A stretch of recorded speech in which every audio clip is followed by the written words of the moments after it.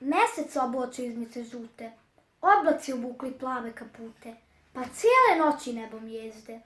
Dole u šumi jedno meče, zamišljeno već treće veče, gleda u zvijezde. Meče se ljuti već treći dan, što ga teraju u zimski san, i zamišljeno stalno ćuti. Tata se ljuti, mama se ljuti i svi mu vele: otkad postoje med i pčele, otkad postoje sunce i veče, nismo vidjeli takvo meče.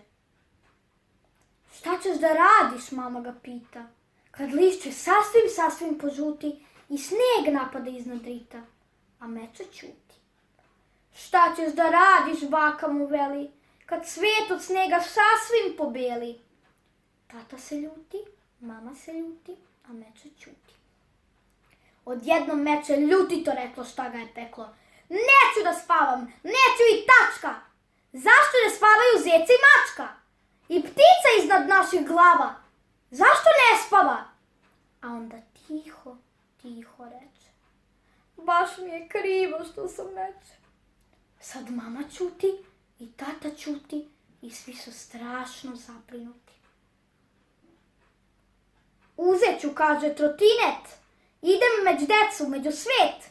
Neću da spavam, neću i tačka, što ne spavaju zec i mačka? Mesec oblači izmice žute, oblaci obukli plave kapute, pa cijele noći nebom jezde, a jedno meče, već treće veče, neće da spava, gleda u zvijezde.